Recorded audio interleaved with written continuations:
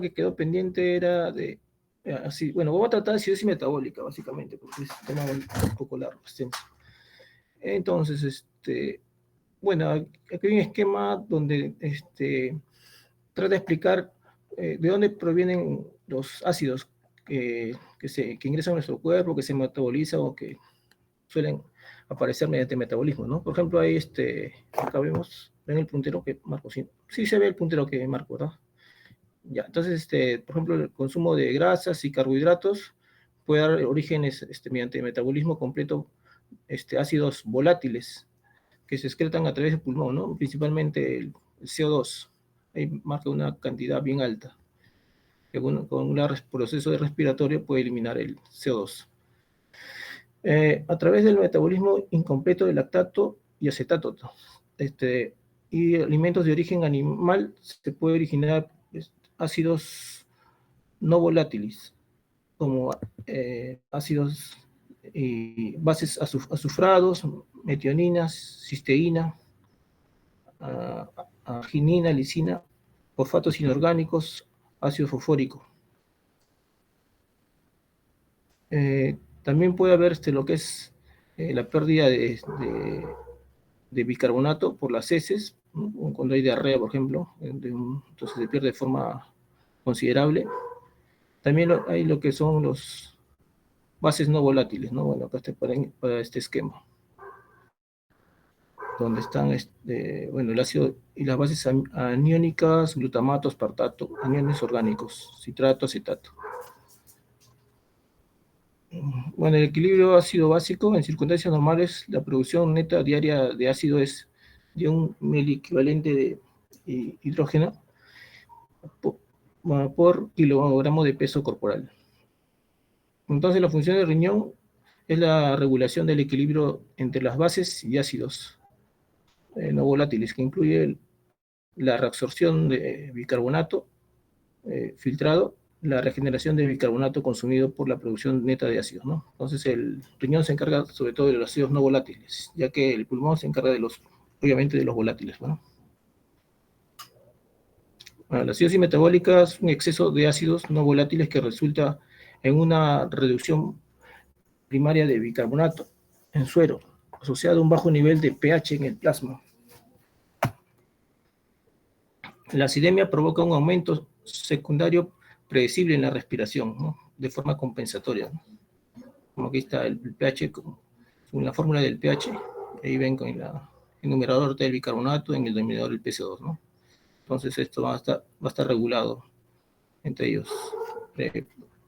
O si hay una alteración por ejemplo, disminución del bicarbonato, el organismo va a tratar de eliminar el PC2, ¿no? Que es una forma de un ácido volátil, mediante la respiración. Entonces, compensación respiratoria por una acidosis metabólica primaria. Suele haber una reducción de 1.2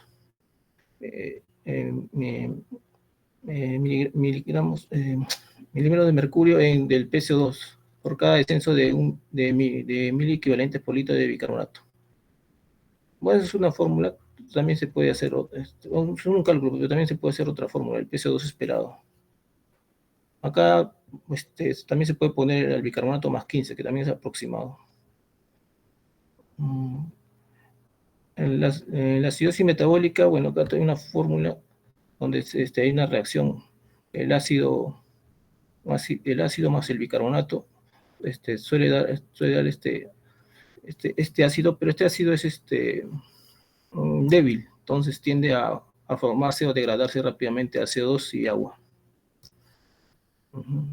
La adición de un ácido fuerte va a causar la disminución o consumo del bicarbonato, acompañado de aumento similar de aniones. La adición de un ácido fuerte como el ácido clorhídrico, por ejemplo, el ácido clorhídrico va a disminuir obviamente el bicarbonato. Y ahí tenemos la fórmula de la brecha aniónica, que es la diferencia de cationes. El principal sería el sodio, ¿no? El potasio es mínimo, estamos a un nivel extracelular, menos el cloro más el bicarbonato.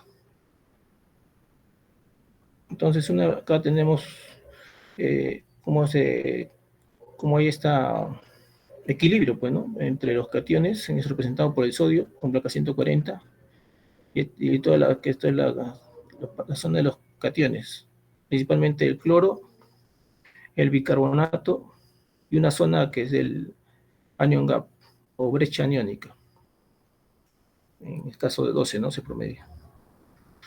Si se agrega un ácido fuerte, eh, ahí lo que va a ocurrir es una disminución o consumo básicamente del bicarbonato, ¿no? Pues ahí ven que bajó de 24, bajó a 10, mientras que el cloro se mantiene. Entonces el anion gap o la brecha aniónica va a ser alto, o va a aumentar en este caso, ¿no? De lo que era 12, le aumentaron un ácido fuerte, subió a 26.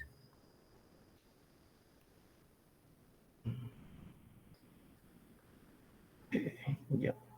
Acá también adicionando el ácido clorhídrico, por ejemplo, la variación es diferente, ¿no?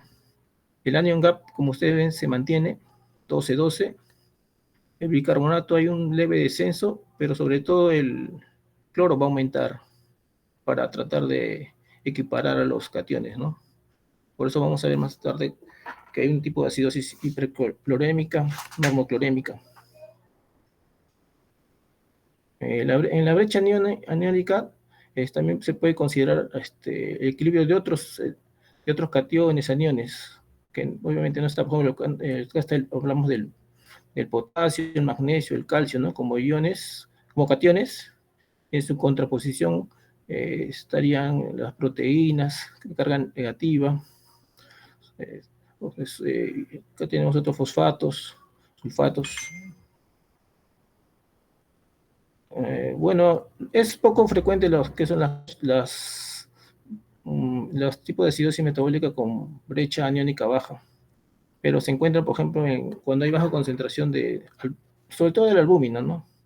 Por el tema, la albúmina, pues, es una proteína que se disminuye tanto en desnutrición como en un proceso infeccioso inflamatorio, que es una proteína de fase aguda o reactante de fase aguda. Entonces, aproximadamente el 80% de la brecha aniónica sérica se debe a cargas negativas, ¿no? Por eso está en el lado de los cationes, de las proteínas circulantes. La albúmina es la más abundante de las proteínas circulantes, con un pH de 7.4 alrededor de 22 cargas negativas, ¿no? Menciona por cada reducción de 1 gramo por decilitro en la albúmina, la brecha aniónica se reduce en 2.5.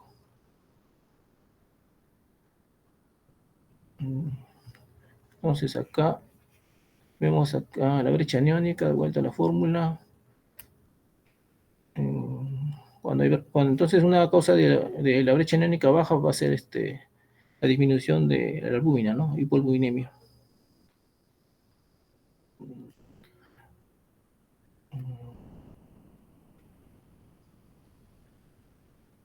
Causas de brecha aniónica baja, bueno, ya lo mencioné. Hay otras también, pero aumento de cationes no medidos, siempre que estén acompañados de cloruro o bicarbonato, como son el caso de aumento del calcio, magnesio, litio para proteínas IgG, como vimos en el caso clínico, ¿no? Del sábado. Polimixina, algunos medicamentos, polimixina, la pseudoelevación de cloro, bromurio, yoduro. Este va a dar lo que es brecha aniónica baja. ¿Dónde entra la brecha aniónica en el procedimiento de un perfil de metabólico básico? Por ejemplo, en un procedimiento con electrolitos. El primer paso, se controla el sodio. Si no es normal, se analiza el trastorno de tonicidad, ¿no? Porque se puede ver una hiponatremia, como hemos visto. También se valora cuánto hay de cloro. Es importante porque puede tener una acidosis metabólica hiperclorémica. Ahí, por ejemplo, más adelante vamos a ver el uso controversial a veces de bicarbonato. En algunos casos sí está indicado, pero en algunos casos es controversial. Se calcula la brecha aniónica. Si la brecha aniónica es alta, se determina el bicarbonato medido es igual al bicarbonato previsto. Hay una fórmula la fórmula de Winter, bueno. Y por último se analiza la brecha ácido-base. A ver, análisis de... tenemos... este es como un... A ver, la brecha aniónica es 30, vamos a eso, bueno, acá como ejemplo está. Pero de ejemplo voy a hacer después, porque si no esto va a confundir. Ya, ¿cuál es el diagnóstico diferencial? Bueno, eso es como un ejemplo. Bueno, la acidosis láctica, la hiperlactacidemia ocurre cuando hay una producción que supera el consumo, ¿no? La hiperlactacidemia tipo A asociada a hipoxia tisular y el tipo B en ausencia de hipoxia tisular. También, ¿no? Por ejemplo, la intoxicación por metformina, por ejemplo, ¿no? Puede causar hiperlactacidemia tipo B. Bueno, la cetoacidosis en casos de pacientes diabéticos que tienen alguna descompensación infecciosa u otra que puede causar que la glucosa pase de 250 y se encuentre en una acidosis. ¿No? Hay cetoacidosis de ayuno, cetoacidosis diabética, cetoacidosis alcohólica también. Estas son acidosis metabólica con brecha anión alta. Los alcoholes, la intoxicación por etilenglicol, metanol, bueno, etilenglicol. El metanol es un alcohol que no es de consumo humano, sin embargo, hubo un tiempo en que lo dispensaban de forma indiscriminada, bueno, sobre todo a personas de bajo nivel económico y alcohólicos sobre todo, y llegan a emergencia intoxicados con trastornos sensorios y una acidosis metabólicas aniónicas bien severas. Incluso algunos fallecían en el camino. O si superaban, si se les dializaba rápidamente, si hacían su tratamiento respectivo, a veces sobrevivían y algunos quedaron con secuelas de ceguera, ¿no? Propilenglicol, también tenemos acidosis piroglutámica, toxicidad por salicilatos. Todo eso se originan acidosis metabólica con brecha anión alta. Bueno, esto más rato, vamos a verlo bien. Acá una pincelada de lo que es acidosis urinaria, donde hay un trastorno en lo que es la eliminación de lo que es el NH4.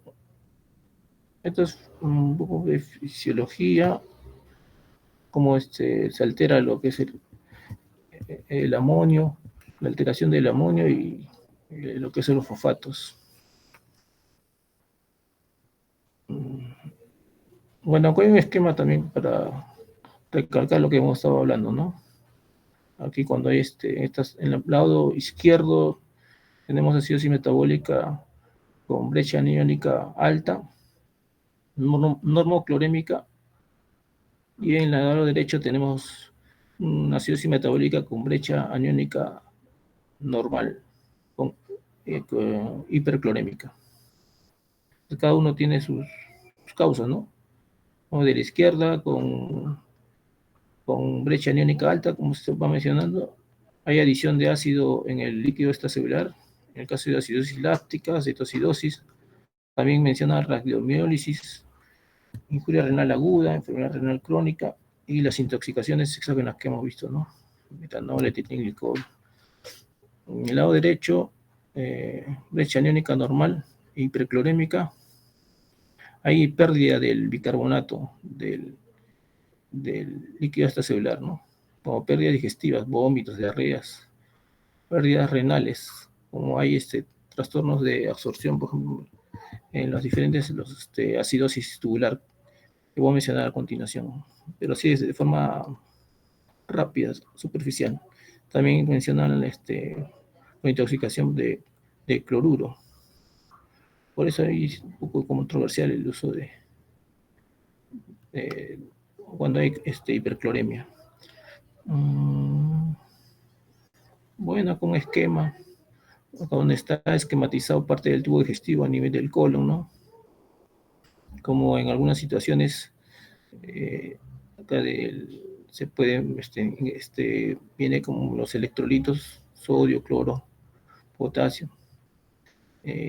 Llega también la parte de la urea en el metabolismo y hay unas reacciones que al final con el bicarbonato pues se puede eliminar o perder bicarbonato en casos de diarrea, por ejemplo, ¿no? O perder electrolitos, como el sodio, incluso el cloro y potasio, ¿no? Como menciona acá, pérdidas digestivas de bicarbonato. También aparte de diarrea, derivación ureteral, secreción pancreática. Como decía, una pincelada de lo que es los trastornos de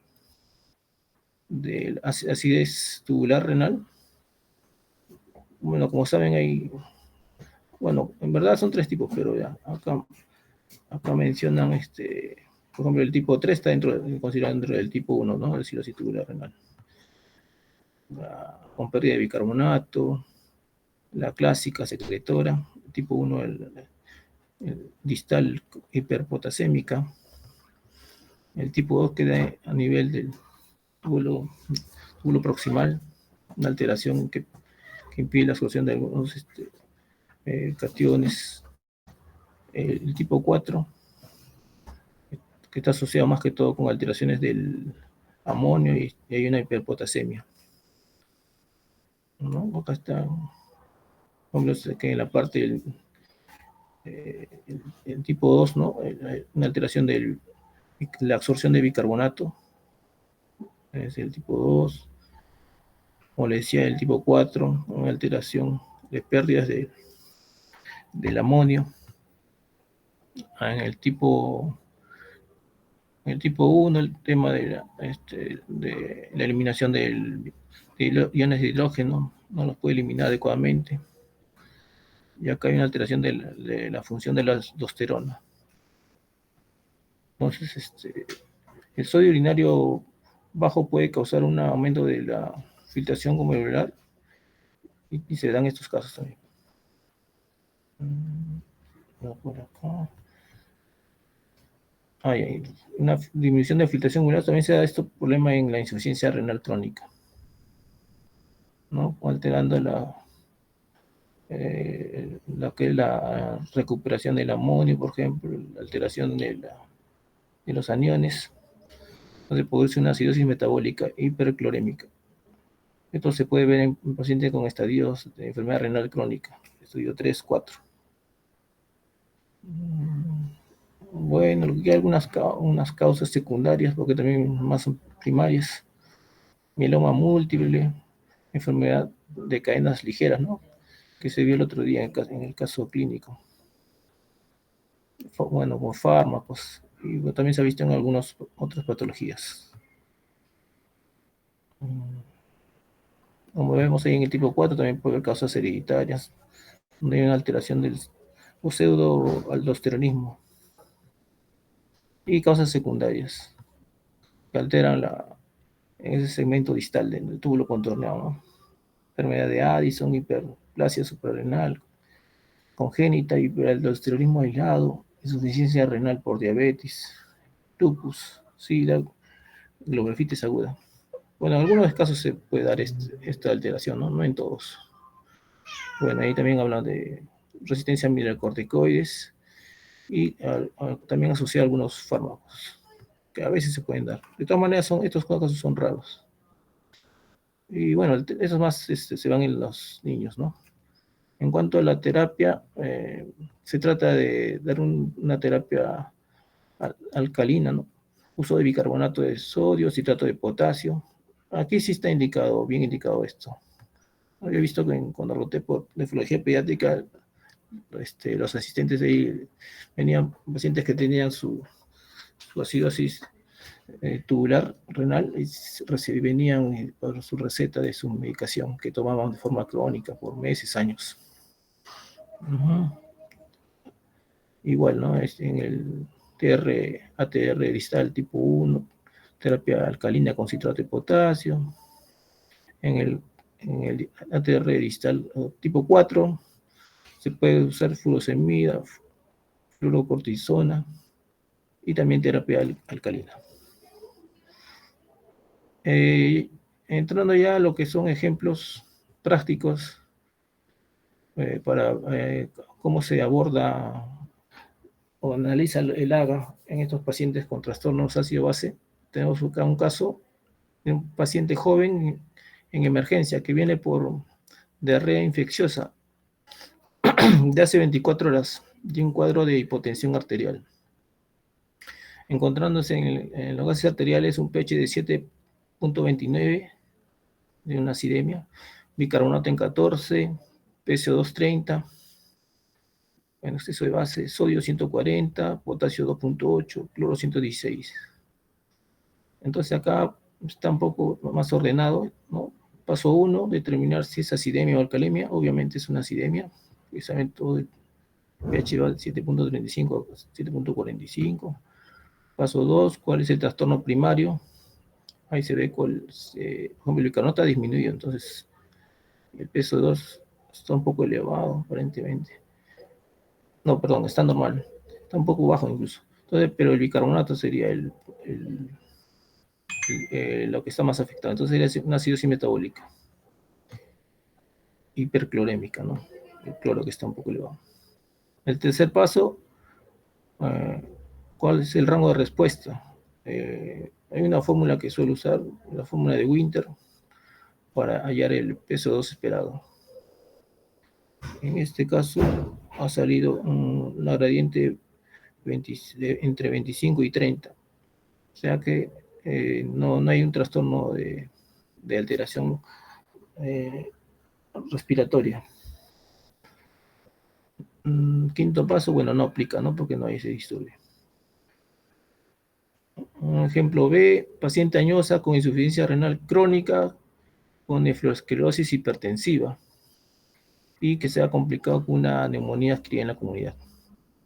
Bueno, en este ejemplo ya con un pH de 7.19, una acidosis severa, aunque el bicarbonato está en 14. El bicarbonato, por ejemplo, más tarde vamos a ver el uso de bicarbonato, consideran severo 10 o 8, menos de 10 o 8 mil equivalentes. El PCO2 38, el exceso de base, el sodio 138, potasio 4, cloro 102. Entonces, similar, ¿no? Al anterior. Este caso, obviamente, está en una acidemia. ¿Cuál sería el trastorno primario? También es evidente, ¿no? El consumo o disminución de bicarbonato está bajo, acidosis metabólica. El cloro está normal, normoclorémica. ¿Cuál es el rango de respuesta de la contraparte respiratoria en el PCO2? Ahí sale una gradiente entre 25 y 30, ¿no? Entonces, acá el PCO2 salió 38.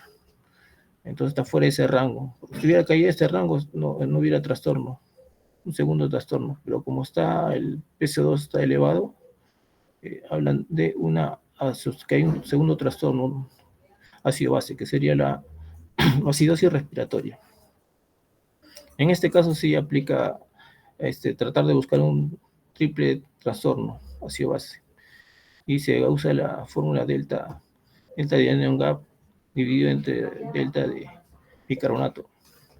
Entonces, en este caso, sería delta de anion gap, que salió, el anion gap no salió 22, y el anion gap teórico normal es 12, entre el bicarbonato, que es normal promedio, que es 24, menos el bicarbonato del paciente, ¿no? En este caso es 14.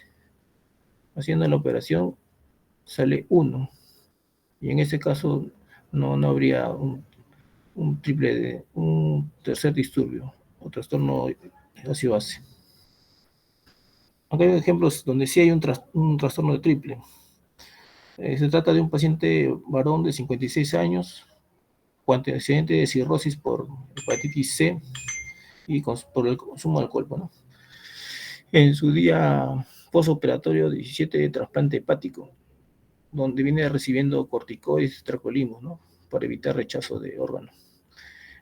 y evolucionó o se descompensó con una hemorragia digestiva alta, grave, que incluso comprometió la estabilidad hemodinámica, habla de un choque hipovolémico, discrasia sanguínea y oliguria. Incluso llegó a ser falla de más de 2 órganos, por eso me ponen ahí las siglas de síndrome disfuncional multiorgánico. Bueno, en esos casos, pues, cuando tiene choque, obviamente no responden a fluidos y reciben noradrenalina. Bueno, ahí como está un paciente con cirrosis, suelen usar triótide. Bueno, y tiene, bueno, destaca en ventilación mecánica, con un PIF en 100, un PIF bien alto, perdón, un FIO2 de 100 bien alto, PIF, bueno, más o menos 12, ligeramente alto. No, eso digo porque cuando el PIF es muy alto genera una presión a nivel de la circulación venosa renal, que también puede empeorar la función renal. Bueno, el pH en este paciente salió 7.11, severo. El bicarbonato 10, PCO2 32, exceso de base 18, sodio 132, potasio 6.3, cloro 107, una albúmina de 3. Entonces acá calculan el anion gap, ¿no? Pero primero el paso, acidemia, ¿no? Obviamente. Segundo paso, ¿cuál es el trastorno primario? También vemos ahí que el bicarbonato está bien disminuido, ¿no? Ya está casi llegando a severo. Una acidosis metabólica y el cloro 107 normoclorémica. Paso 3, ¿cuál es el rango de respuesta del aparato respiratorio para tratar de compensar con el PSO2? Sale en la gradiente, debe estar entre 19 y 26. Aquí el PCO2 es 32. Entonces, aparte de esa acidosis metabólica, este paciente está cursando con acidosis respiratoria. Bueno, está en ventilador mecánico. Cuando pasa eso, los intensivistas, que son los que manejan estos pacientes con ventilador mecánico, tratan de modificar sus parámetros, ¿no? Por ejemplo, la frecuencia respiratoria o volumen tiral, bueno, otras cosas para tratar de barrer o eliminar un poco más el CO2. Ya. Quinto paso, a ver si hay un tercer o triple trastorno, ¿no? El delta de anión, el anion gap, es la diferencia, como hemos visto, del anion, el anion gap que tiene el paciente, que ya se calculó acá, 17.5 menos el anion gap normal, que es 12, entre la diferencia de bicarbonato, entre el bicarbonato promedio normal 24 menos el bicarbonato del paciente 10. Haciendo la operación sale 0.4. Y en estos casos, cuando es menos de 1, sí habría otro trastorno, ¿no? Tercer trastorno hidroelectritis, ácido base, como sería acidosis metabólica hiperclorémica. Entonces el paciente tiene un triple trastorno: acidosis metabólica normoclorémica, acidosis respiratoria y acidosis metabólica hiperclorémica, ¿no? Con anion gas elevado. Bueno, acá, ¿cómo se explica? Bueno, acá vemos evidentemente que este paciente, de hecho, que tiene lo que son, al haber hipoperfusión tisular, va a haber hiperlactacidemia, casi seguro. Que, bueno, que no lo evidencian acá, pues, ¿no?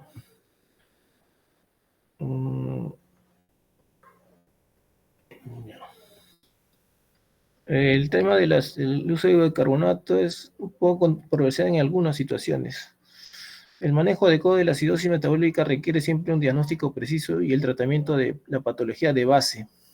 Sin embargo, cuando la acidosis metabólica es severa, puede ser necesario tomar medidas inmediatas para combatir el trastorno en sí, pero esperando, dando tiempo que se resuelva el problema de base, ¿no? Para recordar, ¿en qué casos hay brecha aniónica anormal? En casos de diarrea, acidosis tubular renal, déficit renal de bicarbonato, cuando hay una alteración en la regeneración de bicarbonato por parte del riñón, cuando hay brecha aniónica elevada, cetoacidosis, acidosis láctica, cuando no hay un déficit real de bicarbonato, reacciones químicas rápidamente reversibles. En general, el uso de bicarbonato está indicado para el tratamiento, por ejemplo, de la acidosis metabólica anion gas normal, ¿no? Anion gas normal, entonces en estos casos están acá, ¿no? Que lo mencioné. Diarreas, acidosis tubular. ¿En dónde es controversial? En casos de acidosis metabólica de anion gas aumentado, o incluso algunos no lo recomiendan. En una acidosis metabólica severa, bueno, como de parámetros, 7.20 se mantiene, porque es de hace tiempo, y lo que es hipocapnia apropiada y el bicarbonato menor, igual o menor a 8. Antes era 10, ahora lo considero, hace un tiempo es 8, más o menos. Las consecuencias de tener una acidemia severa pueden tener compromiso respiratorio, metabólico, obviamente cerebral, cardiovascular, puede dar propenso el paciente a tener arritmias, disminución de las catecolaminas, pacientes que vienen con CHOP y necesitan su vasoactivo, necesitan mayor cantidad de dosis de vasoactivos, ¿no? Noradrenalina, epinefrina. Menor contractibilidad miocárdica, se deprime el músculo, disminuye el gasto cardíaco, la tensión arterial, la perfusión renal y hepática. ¿Y cuál es eso de controversia? Porque hay algunos riesgos del uso de bicarbonato. Por ejemplo, hipernatremia, sobrecarga de volumen, afinidad de la hemoglobina por el oxígeno, el bicarbonato, acidosis intracelular, enzimas glucolíticas, caída del calcio iónico ionizado, y también puede haber una alcalosis de rebote. Aunque hay un pequeño esquema donde también para indicar en qué casos se puede usar el bicarbonato. Una acidosis metabólica, si es crónica, sí, no hay problema, se puede usar el bicarbonato, ¿no? Por ejemplo, lo que les mencionaba, en los pacientes, sobre todo pediátricos, que tienen acidosis tubular renal. En situaciones agudas se determina el anion gap. Si el anion gap está normal, sí se puede dar bicarbonato, ¿no? En diarrea para reponer las pérdidas, sobre todo si es una acidosis moderada severa. Si el anion gap está aumentado, se pregunta si se tiene acidosis severa, ¿no? Con las condiciones que le dije, ¿no? El pH menos de 7.20, el bicarbonato entre 8 y 10. Entonces, si aparte que el anion gap está aumentado y hay acidosis severa, y la etiología, la resolución puede ser rápidamente corregida. Si puede ser rápidamente corregida, no se da bicarbonato. No. Si esta situación, a ver, si no tiene acidosis severa, como no tiene acidosis severa, no se recomienda el uso de bicarbonato. Por ejemplo, a ver, si no es severa y se puede resolver el problema de fondo, por ejemplo, una cetoacidosis diabética, ¿no? Donde el paciente tiene un pH disminuido, bicarbonato disminuido, pero hay los cuerpos cetónicos son los que están dando la acidosis y el anion DAT alto. Ahí el tratamiento adecuado con insulina e infusión y hidratación suelen salir de ese cuadro de acidosis metabólicas. Y no está indicado, por ejemplo, en este caso, el uso de bicarbonato. Bueno, la corrección total, bicarbonato y la acidemia no es el objetivo. El objetivo sería que al menos se tenga bicarbonato mayor a 10, o al menos algunos dicen 8 incluso, y el pH más de 7.22. Entonces el objetivo es mitigar la acidemia para evitar las complicaciones cardiovasculares mencionadas, ganar un poco de tiempo para que se resuelva el proceso descompensante o de base y tener, bueno, y también tener un margen de seguridad. Una fórmula que puede usarse para estimar cuánto de bicarbonato se van a usar en estos casos sería el bicarbonato que se desea aumentar, ¿no? Entonces vendría a ser el bicarbonato deseado menos el bicarbonato del paciente. Eso multiplicado por el peso por 0.5, ¿no? Que viene a ser algo así como el agua corporal total. Entonces, ejemplo, un paciente de 70 kilos con bicarbonato en 4.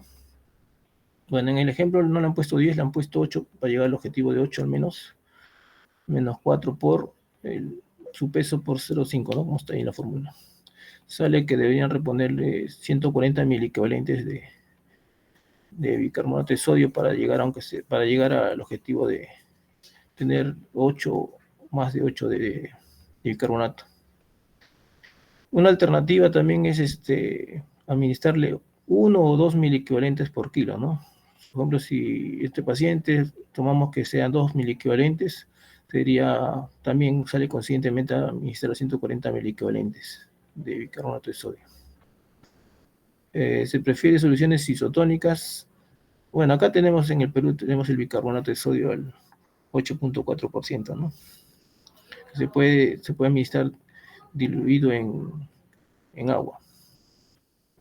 Y lo más importante es hacer seguimientos, ¿no? El AGA es un examen rápido de hacer y entonces se va evaluando cómo responde el paciente al manejo médico. Esa es la última diapositiva. Si hubiera alguna pregunta.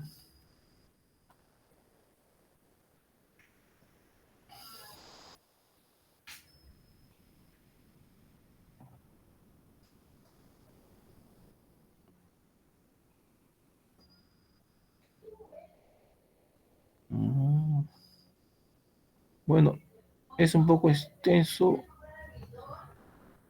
Y ya bueno, de todas maneras se va a ir viendo conforme se vean pacientes con acidosis y se irá practicando estas fórmulas o este análisis que hay para lo que es el acidosis metabólica.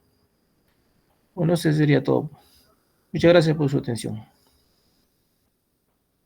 Muchas gracias, doctor. Gracias, doctor. Gracias, doctor. Ya le paso la diapositiva a la delegada. Nos vemos. Nos vemos.